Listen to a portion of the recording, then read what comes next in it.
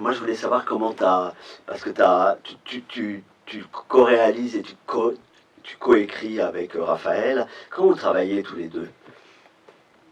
Alors on travaille, en fait on fait pas vraiment, par exemple on peut parfois s'imaginer qu'on va faire des grandes sessions de brainstorm et passer beaucoup de temps à discuter ensemble, mais pas du tout. En fait une fois qu'on est d'accord sur le projet qu'on a envie de faire, on se donne plutôt le relais. C'est-à-dire on va travailler chacun son tour sur le scénario et avant de se donner le relais, on fait une espèce de bilan, de point de ce qui fonctionne, de ce qui fonctionne pas, et puis on se donne le relais après. Qu'est-ce que tu as voulu, enfin, c'est dans la continuité, est-ce que pour ceux qui auront vu une vie démente, vous avez une écriture qui est vraiment très particulière où tu décides, moi c'est mon avis, en tout cas de casser la majorité des clichés qu'on peut avoir à la fois pour une vie démente, c'était sur Alzheimer, mais là en l'occurrence, l'idée principale c'était de parler du couple, hein, parler de... Ouais, c'était de parler de la façon de faire couple et la façon de faire famille, et puis de créer de l'espace pour réfléchir. Voilà. Mais un peu comme dans Une vie d'aimante, en fait, notre premier long métrage, Une vie d'aimante, c'est l'histoire d'un couple qui, là aussi en l'occurrence, a le projet d'avoir un enfant, mais ils doivent mettre leur projet d'enfant en attente parce qu'il y a la maman de l'un d'eux qui développe un Alzheimer et donc ils se retrouvent à devoir s'occuper de cette personne. Et donc c'est un peu comme sur le projet précédent, une espèce de réflexion sur la manière de faire couple et de faire famille, avec les éléments du vivant et de l'existence qui arrivent tout seuls. Alors, c'est vrai que là, il y a une écriture qui est assez complexe dans ce film-là, parce tu pars vers des pistes totalement, est-ce qu'on peut dire fantaisistes? Je ne sais pas si on peut, ouais, peut-être utiliser ce mot-là, mais en l'occurrence, en allant vers, en fantasmant un peu les scènes, en montrant, par exemple, c'est vrai qu'il y a des scènes qui sont assez intéressantes, voilà, les scènes, que ce soit les scènes du club. C'était quoi tes références par rapport au cinéma? Enfin, quand tu allais au cinéma, parce qu'il y a quelque chose qui est intéressant. Enfin, je suis pas sûre qu'on aime beaucoup de références de cinéma. En fait, on est des grands amateurs de spectacles vivants, de danse et de spectacles vivants. Et je pense que nos références viennent plus de là que du cinéma, même si on est aussi cinéphile. Mais nous, on passe quand même beaucoup de notre temps en tant que cinéaste. On est comme toute la post-production dans des écrans. Nous, nos vacances, c'est d'aller voir du spectacle. Et donc, du coup, peut-être parce que quand on va voir du cinéma, forcément, on est tellement face à notre médium qu'on est dans un esprit analytique. On est devant un film et puis on analyse son scénario, on observe son montage. On n'est pas très au repos, on va dire, nous, devant un film. Donc, du coup, nous, pour mettre notre esprit au repos et puis pour qu'on puisse se laisser imbiber et inspirer par d'autres, ça marche mieux avec le spectacle vivant. Donc, peut-être que finalement, c'est le spectacle vivant qui nous inspire, c'est peut-être plus des références de spectacle vivant qu'on voit débarquer dans nos films. Parle-nous de tes deux comédiens, là, principaux dans le film. Ils viennent d'où? Enfin, ces comédiens-là. Alors, Lazare Gousseau, il a essentiellement fait du théâtre. Il a fait le conservatoire de Liège et il a essentiellement fait du théâtre après.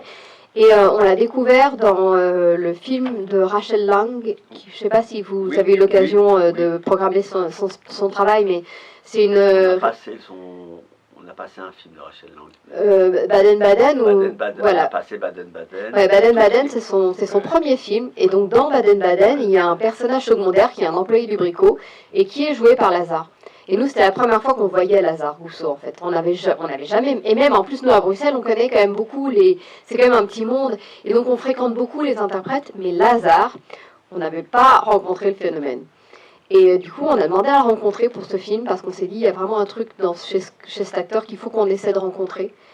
Voilà, c'est un peu de la même manière que dans Une vie d'aimante, on avait notre actrice, le rôle titre, donc Jeu 2 heures.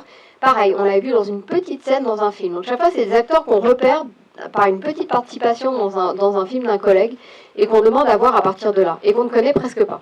Enfin, on sait que c'est des gens qui jouent au théâtre, mais ils n'ont pas encore eu une grosse carrière de cinéma et on les repère dans une scène où on se dit waouh, il y a un truc intéressant dans le jeu et on les rencontre. Et elle Et Lucie Lebet, c'est très différent. Alors Lucie, nous on avait déjà travaillé sur un long métrage avec elle Donc on avait vraiment une expérience du travail avec elle, on avait vraiment adoré.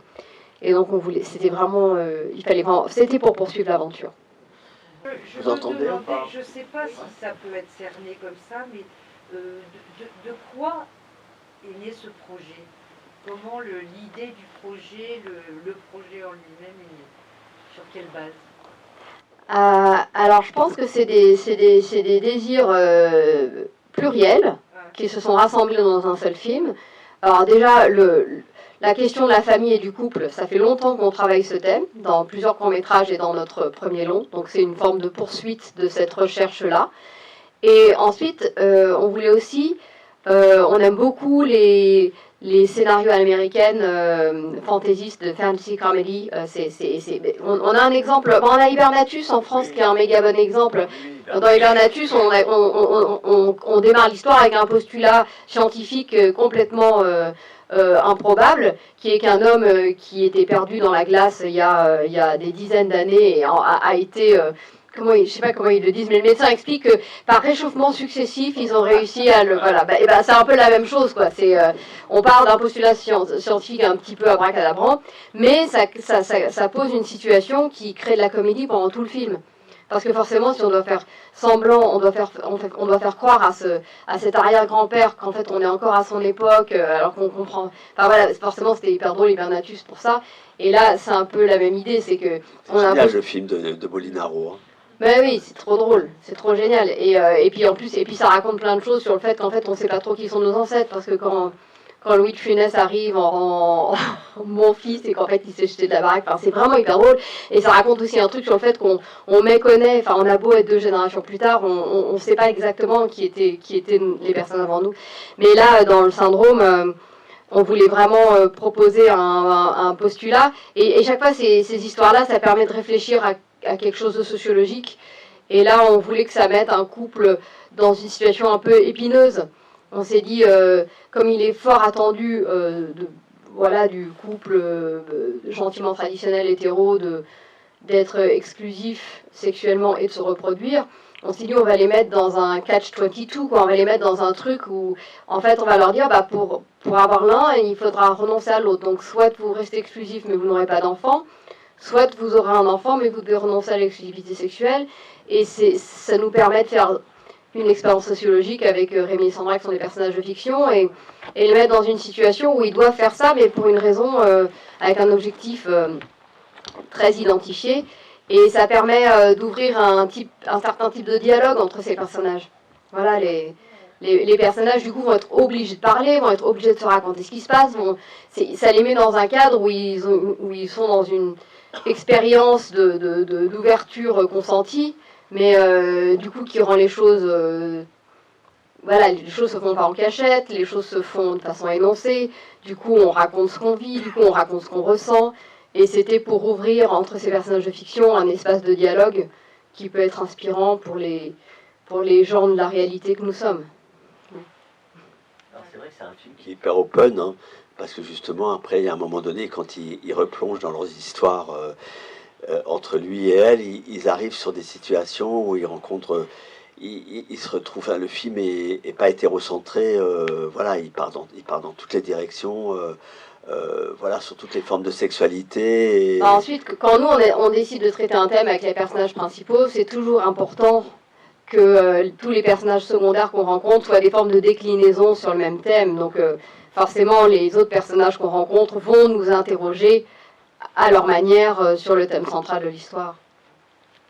Quand vous avez écrit le film, il s'agit en fait de 2 grands portraits, ceux de ce couple, et il y a plein de petits portraits qui apparaissent, ceux des personnages secondaires. Est-ce que, au sein de votre écriture, et aussi à partir du moment où ces personnages ont été incarnés, interprétés, il vous est apparu la tentation, par exemple, même de vouloir en développer certains davantage, peut-être même de faire un film sur certains personnages qui auraient ouvert une brèche de quelque chose dont vous aimeriez parler? Je sais que par exemple, pendant le développement du projet, il y a eu parfois chez certains partenaires la tentation d'en faire un projet sériel. C'est-à-dire d'avoir une série et d'avoir un épisode, un ex, par exemple. Mais nous, ça nous intéressait pas trop, parce qu'on voulait vraiment, bien que ça passe par tous ces ex, pour nous, c'était surtout l'aventure du couple qui comptait. Donc on voulait vraiment arquer le film autour du couple. Donc bien sûr, il a fallu faire des choix, parce que les ex, il y en avait trop, et qu'on s'est concentré sur certains. Mais voilà, pour nous c'est surtout l'aventure du couple qui compte avant tout. Et les ex, c'était une manière de faire des petites discussions, des petites variations sur le même thème. Mais voilà, je sais pas. Peut-être qu'après, peut-être que pour un prochain film, on voudra faire un spin-off et qu'on s'intéressera à un des ex en particulier. Et pour vous, est-ce possible cette histoire? Est-elle possible? Est-elle possible dans quel sens? Dans le sens Dans de... le sens de se rassembler comme ça, avec des enfants différents, et de former un couple, quoi. Je veux dire, de cette façon-là. C'est une belle utopie. Oh, je pense qu'elle existe déjà. Je pense qu'il y a quand même beaucoup de familles recomposées. Et enfin, là, on raconte d'une façon drôlatique marrante, mais je pense que autour de nous, on a quand même beaucoup de couples qui se retrouvent avec les enfants de l'un, les enfants de l'autre, avec un... Finalement, ça raconte une histoire... Enfin, ça raconte de façon fantaisiste des histoires qui sont quand même pas si loin de nous, je pense. C'est modern love, quoi. C'est vraiment... C'est aujourd'hui... Enfin, c'est aussi... Ensuite, voilà, en fait, ils sont une forme de famille recomposée avec les enfants qui se sont trouvés en route, quoi. Mais ce qui est formidable dans ce film, moi je trouve, c'est l'énergie que tu y mets avec... que vous y mettez tous les deux, mais ça fait vraiment plaisir parce que on n'est pas dans les... Moi je trouve que le film véhicule pas les clichés habituels qu'on peut voir sur l'écriture. Parce que nous, on parle souvent de ça, mais je trouve que dans beaucoup de films français qu'on passe, qui peuvent avoir une thématique intéressante et tout ça, il y a un moment donné, d'un point de vue scénaristique, ça tourne en rond, c'est toujours les mêmes situations, A, Z, plus Z, enfin, on suit une ligne narrative qui est toujours à peu près identique. Et on s'ennuie beaucoup dans beaucoup de films français et dans le système de production, d'écriture et tout ça. Moi c'est mon avis et souvent je m'emmerde. Mais je trouve que là, dans la proposition que tu nous fais sur ce film-là, c'est qu'on peut aller vers des directions complètement justement fantasmagoriques. Enfin, on peut imaginer un peu tout, quoi. Voilà. Parce qu'il y a un moment donné, tu mets de la danse, tu essaies de chorégraphier un peu tout le film, parce que le film est très chorégraphique, justement. Et il y avait ça dans Une vie d'aimante, déjà, le travail sur le corps et sur la danse. Il y a quelque chose, enfin, c'est parce que vous êtes tous les deux très amateurs de spectacle vivant, tu nous l'as expliqué. Mais oui, il y a quelque chose de burlesque, hein, une espèce de burlesque et d'une certaine envie de raconter une histoire et de donner, comme tu disais, une espèce d'utopie, de nous donner une énergie en disant bah, les choses sont possibles, bougez-vous, allez-y, on peut y aller, quoi. Je pense que c'est sûr que Raphaël et moi, on fait du cinéma pour être dans quelque chose être dans quelque chose de joyeux et d'être dans quelque chose qui donne de l'espoir. C'est sûr qu'on utilise toujours le rire comme une espèce de manière de courage, quoi. De se dire, bon, il y a des trucs dans la vie où vraiment, vraiment c'est douloureux, vraiment on a du mal. Mais en face, on a quand même l'humour, on a quand même une forme d'intelligence par le rire qui peut aussi nous permettre de contrer ces choses complexes que la vie nous donne à vivre. Donc je pense que c'est un petit peu ce qu'on retrouve dans nos films, peut-être, c'est cette philosophie-là qu'on aimerait toujours avoir, auquel on s'attache à tenter d'avoir.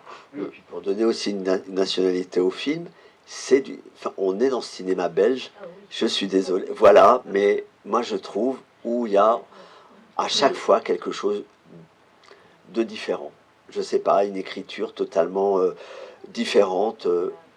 Et est-ce que c'est un clip? C'est marrant, nous on ne se rend pas compte de ça, on le fait pas en se disant que le film va être belge, on fait le film qu'on a envie de faire, mais c'est vrai qu'on entend souvent ça, qu'il est un peu culturellement teinté. Ouais, mais vous savez, les Bruxellois, c'est un peuple spécial, hein. À Bruxelles, on est la deuxième ville après Dubaï à avoir le plus de nationalités différentes qui vivent dans la même ville. Et on est énormément de Bruxellois à pas être forcément nés belges ou à être naturalisés. Il y a beaucoup de binationaux, trinationaux. C'est un drôle de peuple, le peuple bruxellois. Et pourtant, quand on fait des films, eh ben, on reconnaît notre appartenance. On reconnaît tout de suite on reconnaît la patte, quoi. Et bah, c'est vrai que là, on a le film de Yolande, enfin, elle y met des choses, aussi des choses fantaisistes. On peut citer énormément de réalisateurs, on peut citer aussi des artistes, on pense à Arnaud, on pense à plein d'autres choses en Belgique, de la danse contemporaine. Il y a plein de gens qui font des choses totalement différentes. Et c'est sûr qu'Arnaud, comme vous parlez d'Arnaud, c'est sûr qu'Arnaud, là où je peux peut-être comprendre ce qu'il a de plus culturellement belge, c'est qu'Arnaud, il parle en français, il parle en flamand, il mélange les deux langues, il fait un peu d'anglais avec son accent. En fait, il fait ce qu'il a à faire sans se poser trop de questions sur ce qu'on va en penser. Et peut-être c'est ça qui fait la force du travail d'Arnaud, c'est aussi sa façon d'arriver avec qui il est et de dire, bah voilà, moi c'est comme ça. Et peut-être qu'on est peut-être un peu encouragé par d'autres artistes belges à dire oui, bah voilà, en fait, moi c'est comme ça. Et puis voilà ce que j'ai à proposer. Puis voilà, j'ai fait ce que j'avais à faire et voilà le résultat. Il y a un truc peut-être un peu pragmatique. On fait les choses, quoi. C'est pas des questions, c'est merci. C'était une jolie fable. J'ai adoré la manière dont vous traitiez la sensualité des relations aux autres en étant fantasmagorique. Ça aurait été cru, ça aurait pas été drôle, quoi. Hein, et du coup, tout ça est une très jolie fable. Ce que j'ai peut-être plus regretté, mais en même temps c'est de l'ordre de la fable, c'est que du coup tous les plans, finalement on ne les voit que dans leur chambre et dans leur baignoire. Enfin voilà, tout est très, il y a peu d'ouverture sur le monde, donc on peut se sentir un peu enfermé dans cette vie de couple. Mais vraiment toutes ces variations sur la sensualité d'un rapport amoureux. En n'étant pas, voilà, en le suggérant, j'ai trouvé que c'était vraiment génial et ce que je retrouverais, c'est cette forme de fantaisie chez les Belges, si on peut dire. Enfin, c'est ridicule de faire aussi ça, mais c'est un peu ça que je retrouve. Et c'est pas du tout le même film que Yolande Moreau, qui est beaucoup plus ancré dans la réalité. Ouais. Mais là, on est, voilà, c'est une fable. C'est une fable. Mais c'était vraiment chouette. Donc merci beaucoup. Merci pour votre retour. Et, moi, je voulais savoir comment ça fonctionne en Belgique. Explique-nous un peu. Il y a un équivalent du Centre national du cinéma. Comment ça se passe? Oui, il y a ça. C'est l'endroit, c'est le premier endroit où on va chercher des financements. Et puis ensuite, on ne peut que travailler à partir du moment où on a ce financement-là pour aller chercher ensuite des financements complémentaires. C'est la base au départ. Oui, c'est un peu la base. En fait, c'est compliqué, en tout cas en Belgique, de monter un film sans avoir ce financement-là. Ensuite, c'est un endroit, c'est Jeanne Brinfo, la directrice du Centre du cinéma en Belgique. Et c'est quelqu'un qui est une super observatrice du terrain. Et je souligne ça parce que elle a vachement fait évoluer cet outil. Et par exemple, c'est elle qui a créé l'appel à projet à production légère, par lequel on a fait notre premier long métrage Une vie démente. Et en fait, elle a observé qu'il y avait pas mal dans notre génération de réalisateurs, des gens qui autoproduisaient leurs courts-métrages et qui essayaient des formes un peu alternatives, un peu nouvelles, mais qui ne fonctionnaient pas complètement dans le cadre du financement classique. Et c'est pour ça qu'elle a proposé cet appel à projet. Donc elle a vraiment une capacité à observer l'industrie et à proposer des outils qui sont adaptés à la génération de cinéastes du moment. Et elle fait aussi un truc qui est super, c'est les bilans du long métrage. Et donc tous les ans, en fait, on a une réunion, et tous ceux qui ont fait un long métrage, donc moi ça va donc m'arriver avec Raphaël, peut-être l'année prochaine, avec le Syndrome Zemmour passé, on nous appelle, et on rencontre les membres de la commission des films qui a financé les projets. Et en fait, nous, on passe comme ça, on s'assoit et on me pose plein de questions. On fait déjà un bilan de comment le film a fonctionné, est-ce qu'il a fait un bon voyage en festival, qu'est-ce qu'il a eu comme entrée auprès du public. Ouais, c'est hyper intéressant. Et parfois, il y a des projets qui ont été des cartons et qui n'ont pas réussi à se faire financer. Et du coup, c'est intéressant parce que du coup, dans ces moments-là, ça peut être un peu embarrassant pour les membres de la commission. Mais c'est pas forcément pour les embarrasser, c'est juste pour se rendre compte que peut-être qu'on n'a pas jugé sur les bons critères, peut-être qu'on n'a pas donné de l'aide à ce projet-là alors qu'en fait il méritait, mais on essaie d'analyser pourquoi c'était pas perceptible depuis le dossier, voilà les qualités et ce qui allait faire de ce projet vraiment un succès. D'accord. Ah ça c'est vraiment bien. Ce type de commission et tout, ça permet aussi de faire un bilan. Parce que je sais pas, il n'y a pas ça nous en France. Hein, non, il n'y a pas. Mais peut-être que il y a peut-être trop de monde. Mais c'est vrai que c'est hyper intéressant. Mais même pour nous les cinéastes, parce qu'en fait on s'assoit et ça nous fait faire un bilan avec l'instance publique, parce qu'en fait vraiment le message qu'on nous passe à ce moment-là, c'est alors on a utilisé l'argent du contribuable belge pour financer votre film. Votre film a donné tel résultat. Est-ce qu'on a bien fait? Est-ce que le contribuable belge, on a bien utilisé son argent? Et en fait, tout d'un coup, ça te ramène vraiment à ta place de personnes qui utilisent le denier public pour son travail. Et du coup, il y a quelque chose de très... Ça te met vraiment à ta place de personne... Enfin, c'est assez humbling, comme on dit en... C'est pour ça que moi, j'aime bien parler d'argent, en définitive, sur sur la création. Parce que c'est quelque chose, c'est un sujet mais qui est passionnant et je trouve qu'on n'en parle pas assez, parce que quand même il faut quand même savoir qu'à un moment donné pour faire un film, bon bah c'est quand même pas aussi évident que ça. Il faut quand même, ça peut être 2-3 ans de boulot pour aller chercher des fonds, voire plus. Et il y a un moment donné, il y a toujours il y a quelque chose comme ça qui n'existe pas. Moi je me suis rendu compte que les cinéastes qu'on a reçus ici, avec qui j'ai préféré échanger, c'était les cinéastes qui nous parlaient souvent de comment ils ont fait leur film, comment ils l'ont produit, comment ils l'ont aussi financé.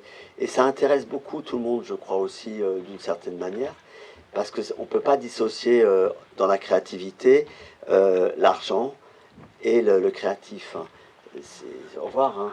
À bientôt. Au revoir, madame. Oh, bah, petit rhume. Voilà. Donc, il y a toujours des... Au revoir, madame. Donc il y a toujours ce type de sujet. Et nous, c'est un peu tabou, quoi. Enfin, j'ai remarqué souvent, il y a... Le financement? Oui, le financement des films, quand on discute, et puis j'ai remarqué, c'est toujours le même type de cinéaste, ceux qui parlent vraiment des financements, c'est toujours un typage d'artistes, de cinéastes, qui n'en font pas une obsession, mais qui sont confrontés quotidiennement à comment on peut monter un projet, comment on peut le distribuer pour le financer, et tout ça. Et ça, c'est vrai que c'est intéressant parce que les films, ils n'arrivent pas... j'ai dit que toi, tu pourrais nous en parler, mais ils n'arrivent pas sur les écrans comme ça. Tu vois, il y a un moment donné. Et d'où je rebondis par rapport à cette commission où tu parlais, où les gens, justement, te posent des questions et te disent, bon, ben voilà... Bon, comment vous avez utilisé cet argent Ensuite, ce qui est intéressant, c'est que c'est pas que pour nous remettre en cause nous, hein, c'est pour remettre un peu en cause tout le monde. Et puis même parfois, t'arrives, il y en a, ils ont complètement fait un four, ça a été une catastrophe leur film, il y a 3 personnes qui sont venues le voir. Et l'idée n'est pas du tout de leur dire et de continuer à produire. Et puis surtout que le Centre du cinéma revendique complètement qu'il finance des projets et qu'il est prêt à prendre des risques et que l'argent public est aussi là pour tenter des choses où bon bah on va voir si ça va marcher, ça peut être génial comme ça peut passer complètement à côté. Donc non, je trouve que la dynamique est assez intéressante. Ouais. Et puis parfois c'est le président de la commission qui est vraiment en train de dire, mais en fait je crois qu'on n'a rien compris à ce projet quand on l'a lu et on essaie de réfléchir du coup ensemble. Est-ce qu'il faudrait pas parfois introduire d'autres éléments dans le dossier? Est-ce qu'il faut toujours que ce soit que de l'écrit? Est-ce qu'il faudrait pas rentrer un peu plus d'images, un peu plus de vidéos? Parce que les dossiers c'est un peu toujours la même chose, c'est un peu toujours des scénarios qu'on lit, mais c'est vrai que ça pourrait aussi être podcast. Enfin, en fait, on pourrait imaginer plein d'autres formes. Alors c'est vrai que là, le film, il a vos films en général, mais ce film-là, il connaît une belle carrière de festival aussi, parce que il y a une belle représentativité quand le film a été présenté, enfin, dans le cadre de la semaine de la critique. Et c'est vrai que ça permet d'avoir aussi, Cannes, ça permet d'avoir aussi une résonance médiatique, parce que tout de suite après les films, il y a les articles, il y a de la presse, il y a des gens qui parlent des choses, des exploitants qui échangent, et ainsi de suite. Le mécanisme essaie de se mettre en place, et après, nous, on arrive derrière pour justement essayer de programmer les films et d'être présents. Mais c'est intéressant. Je trouve que moi, c'est ce qui m'intéresse le plus maintenant souvent dans la discussion, des fois, c'est de parler de l'arrière-boutique, parce que c'est toujours vachement intéressant. Est-ce que vous avez des questions encore pour Anne, ou peut-être Angélique, qui représente KMBO aussi, qui est la distributrice du film? Non, bravo, c'était bien. C'était chouette, hein. Je trouve que quand tu nous as donné vous nous avez, mais là tu nous as donné, puisque tu es toute seule ce soir, un super moment. Moi je suis très content de sortir ce film le 25 octobre, et je me dis que c'est le type de film qui peut On va en parler. ouais, générer. Bah, super, merci. Voilà. Non mais c'est vraiment chouette parce vois, que c'est voilà, c'est vraiment ça. pour nous, vous êtes le premier public sur Rouen. Donc ouais, vous êtes si vous avez aimé le film, n'hésitez pas. Le film tourne bien là en France, C'est ils arrêtent, vraiment tu un moment arrêtes pas de faire des avant-premières. de découvrir en fait les personnages, mais en même temps que les personnages se découvrent entre eux, et en fait tout le monde a envie de savoir qu'est-ce que ça va donner, donc il passe super vite, et vraiment c'était un bon moment, merci. Ouais, bah Je sais pas si vous avez trouvé, mais le film il est super bien rythmé quoi aussi. Enfin, c'est pas dire qu'à tout prix il faut être rythmé pour être rythmé. ouais, il est rythmé. C'est le jump cut aussi qui fait ça, hein. C'est le rythme un peu enlevé comme ça, avec toutes des micro-ellipses qui fait qu'on avance vite dans les conversations. Ouais. Ça va donner des idées à plein de couples, ça peut-être, et tout d'aller Ou juste des replonger conversations, ou juste des dans leurs histoires. conversations. Parce que c'est assez sympa en définitive. C'est vrai que ça, c'est chouette. Ensuite, ils savent très très bien se parler, hein. Il va déjà falloir apprendre à se parler aussi bien qu'eux. Ils se parlent. Alors ça, on peut. Ça, on n'est pas. Alors Je on pense peut en que parler. c'est là où c'est un petit peu des super-héros. parler. C'est que. Ils sont géniaux tous les deux, parce que alors là, c'est le couple vraiment qui se parle, qui échange sur tout, qui n'a pas peur de se dire les trucs. Qui dit voilà, j'ai fait ça, j'ai fait ci. Bon, après voilà. Et ça, c'est ça qui t'intéresse. Toi qui t'intéresse. Ah bah oui, pour moi, Voilà. l'idée c'est de montrer que l'intimité, elle est surtout là. En fait, c'est quand on arrive à être vraiment soi-même et à dire vraiment ce qui se passe dans notre tête et dans notre cœur, et qu'on a l'espace pour en parler, et que c'est ça la beauté de leur relation. D'ailleurs, je pense qu'à la fin, la raison pour laquelle ils courent l'un vers l'autre, c'est pour retrouver le climat qui n'existe que entre eux. En tout cas, je vous conseille, si vous avez l'occasion pour ceux qui ne connaîtraient pas Une vie d'aimante, de découvrir.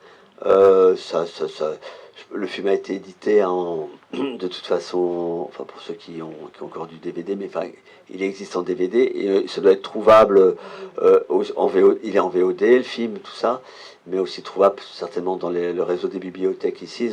Ils ont un fonds apparemment DVD qui est vachement bien, et je suis sûr qu'ils ont le film, parce qu'il y a voilà. Il est dans les médiathèques, je crois. Non, mais il est dans les médiathèques. Moi, je l'ai vu à Rouen, de toute façon. Mais c'est vrai que le film est extra. Et c'est un film que moi j'avais utilisé quand on avait fait un débat là parce que le film est voilà, tout de suite on met le mot et ça devient tout de suite très grave. On dit Alzheimer et voilà. Mais on avait pris ce film comme support à un moment donné pour faire une discussion avec une asso, et les gens avaient été très surpris de l'énergie. Ils s'attendaient pas à un film tout à fait comme ça, et il y a la même énergie dans Une vie d'aimante qu'on retrouve justement dans Le Syndrome, qui est un très beau titre d'ailleurs, Syndrome des amours passés. En tous les cas, c'est un film qui est léger, mais qui ne l'est pas autant, mais qui peut peut-être ouvrir après, moi je pense, la parole, et ça peut faire circuler des choses. Oui, c'est le premier public après lequel je l'ai montré. À Cannes, c'est un public quand même particulier parce que c'est un public de beaucoup de professionnels, beaucoup de festivaliers, et du coup il y a eu une certaine réaction au film. Et la première séance que j'ai fait après, c'était Porto Vecchio. Et du coup je me suis dit, ah ouais, direct. Et c'était vraiment devant un public de personnes entre 60 et 80 ans du sud de la Corse. Donc je me suis dit, ouais, bah, c'est intéressant, on change vraiment de public. Et c'était trop chou parce que donc je fais le Q&A, et puis après, bah, moi, je discute parfois avec une ou deux personnes à la sortie, et puis le temps que je sorte, je vois qu'il y a toute une table, ils sont assis, ils sont en train de boire un verre, et du coup je viens leur voir, je leur dis, ça a été... ils disent, ça fait 1 heure que nous faisons le point sur nos relations. Et c'était vraiment trop rigolo. Non, mais c'est génial. Mais oui, Ah ouais. ils étaient en train de parler, c'était un groupe de 5-6 comme ça, en train de... parler ensemble des moments de leur vie amoureuse à eux. voilà, que le film, auquel le film les avait ramenés. Donc on dit, mais c'est parfait. Je dis, mais j'ai fait ce film exprès pour ça. Merci beaucoup Anne, parce que franchement, on peut t'applaudir parce que merci. Merci à vous, hein. Merci d'être venu à la rencontre du film. Et on sera ravis un jour de